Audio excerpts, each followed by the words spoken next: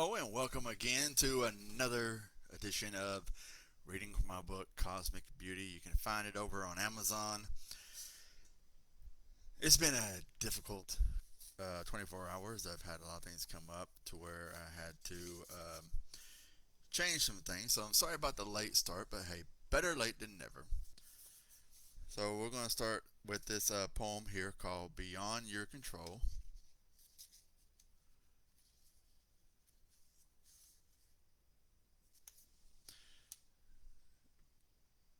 It's those nights of silence where you stare off into the darkness worrying about things that are beyond your control. It takes time and learning how to tell them apart. The old me, the younger man I once was, will worry about money, love, stress, and work. Because every day you go to work trying to make ends meet, only to find yourself drowning more. It took so long for me trying to tell myself that loving me was much more important than anything else.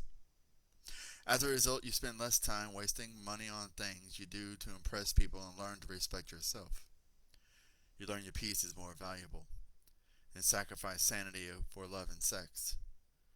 There are some carnivals best left to those who chase dancing lights. I believe the old me will be grateful for the experience, but not worth the pain he had to endure. A suitable time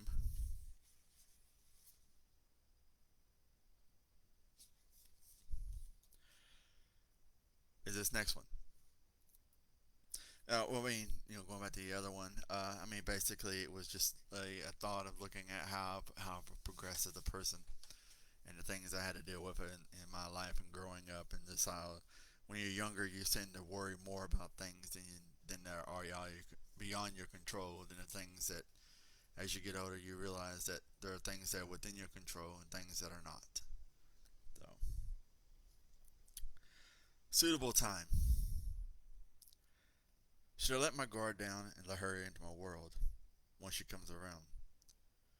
When she does, I believe she would come around in a suitable time. Meanwhile, is pulling things together, making things last, is the hardest. Having a desire to move mountains, but lacking the energy to pull it off. It's just being tired sometimes, and you don't want to deal with stuff. Because I'm just wondering,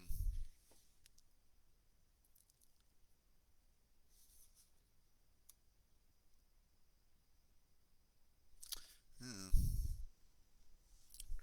set you on fire. I want to set you on fire with a touch of my hand. Perhaps with a kiss to stir your soul and stoke the embers of your being. The war between we. I'm sick. I think we both can agree with the philosophy. Since my mind wanders in and out of sanity. So does that make me weak? I tell you right now, I fight you because I am proud of all the things I've accomplished to become the person I am. It's a crazy world and nothing makes sense, but you signed up for this until we die. It's our vow. We didn't make those in silence. We said them in front of witnesses. So you broke so you broke the ring and ended the circle of trust which we shared. You don't know the pain of crying without tears, or the nights I spent wrapped up in covers, fighting sleep and against the tide of memories. Lying there in the darkness beside you, if the tears did fall night after night, only the darkness knew. Then you say, you're like every man always wanting sex, wanting the thing between my legs, not your mind. Let me stop you there. Maybe it's all I think about because it's the only connection I have with someone I loved. Perhaps that's something a little too deep for you to understand, so I rewind it for you. You're my only escape from wearing this goddamn mask society placed upon my crown. I spend all day, people dragging me down, whether I'm working, dealing with family or friends, trying to hustle for the dreams. I can't express my feelings, open up about my flaws and fears like I should.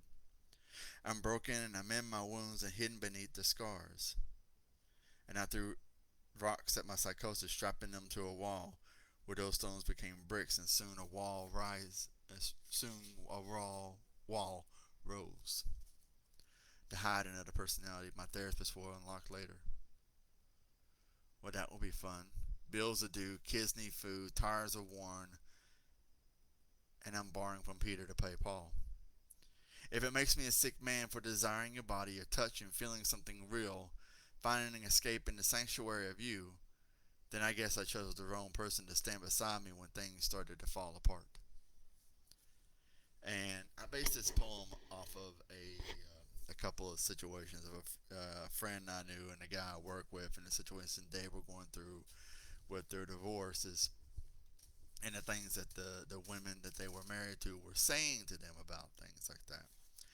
Which that, a lot of times it's like if a person is not a really touchy feely person, which I mean everybody has their own thing when it comes to like whether they want to be touched or not. Not my business. Not don't care. You know. But when the only source of intimacy you have is doing sex with someone, then you can't fault a person for wanting to have sex, to have intimacy.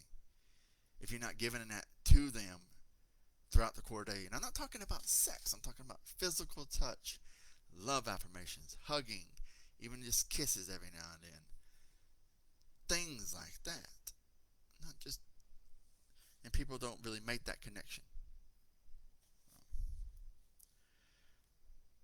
Far and sing. Mead flowed like a fountain, rivers of alcohol and bliss, with a lingering taste of summer stained our clothes as we drink. Played with fire and sang. It was a swan song of dreams as autumn approaches and falling leaves signal the loss of warmth and the beginning of a cold spell. This was for a word prompt, I believe, for um, talking about um,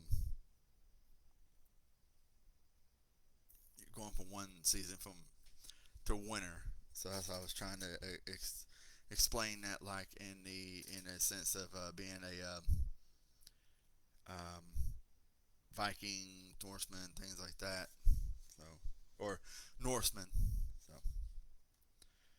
this next one's called "Secrets on Your Tongue." Wilder times of it all, the memories of a lifetime ago between you and I. Because all those times we traveled together from one life to the next. This hole in my heart can only be filled by you and the secrets of my tongue, of how it transcends all the things beyond the imagination. And the secrets of my tongue is just basically the secrets that a of a relationship that you have with someone. And because the things that when you two are intimate, those secrets that you have, the things that you between each other, they are between you two. They're not to be shared with family, friends, or guys at work to talk about, hey, yeah, I was able to do this with my wife last night, or me and my wife do this, because I've heard stuff like that constantly being in my job. So, some ghost is the next one. Dreaming of the day while I'm able to kiss your lips, and dreaming and connecting the dots where all the pieces fall into place.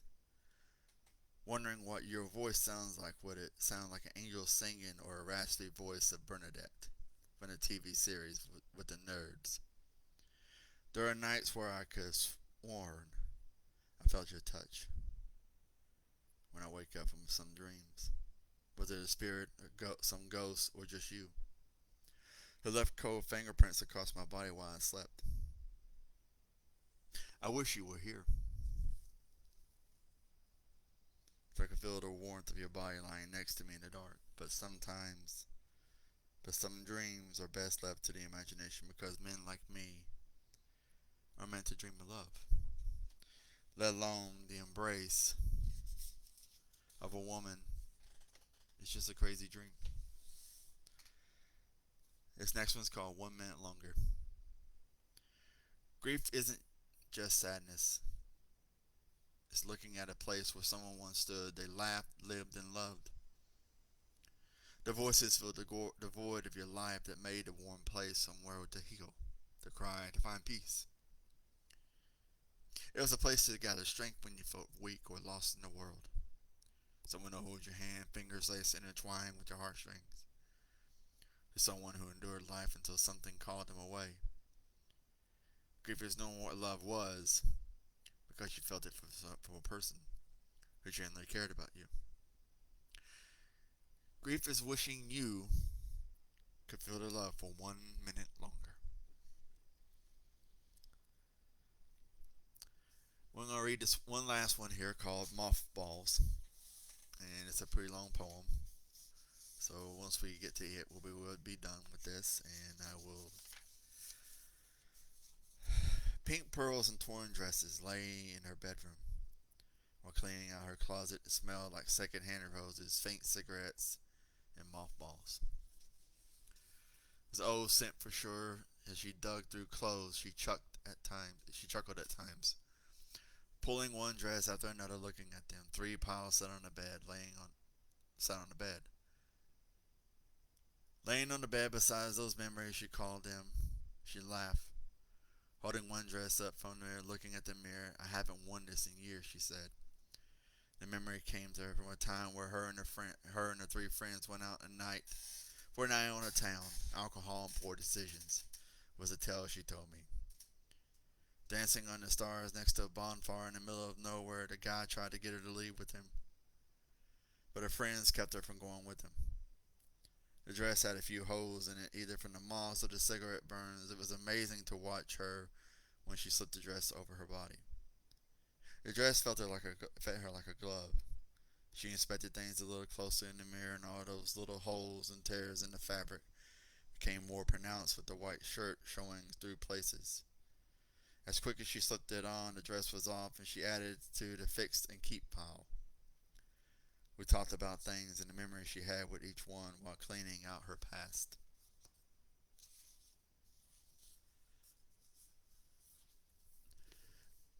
And I will remind you, and you, to check out my friends Sarah Aikenhead and Bill Miller, Casting for our podcast. They did another podcast a while back, not too long ago, about a week or so ago. It's a little longer than what they normally do, but definitely check it out. Check out my friend Dwight and his simulated video games over on YouTube. My friend Jenna Jinx Portraits over on Instagram. If you need her to do a commission, you can probably message her or find her over there. My friend Aria and my adopted sister Alberta at their Reiki stuff. Their contact information is in there, where you can find their stuff, their information in there. Think that's everything. Where I will be. So, Tuesday night, I will be over on Poet Playground 2 for their open mic there at 7 o'clock.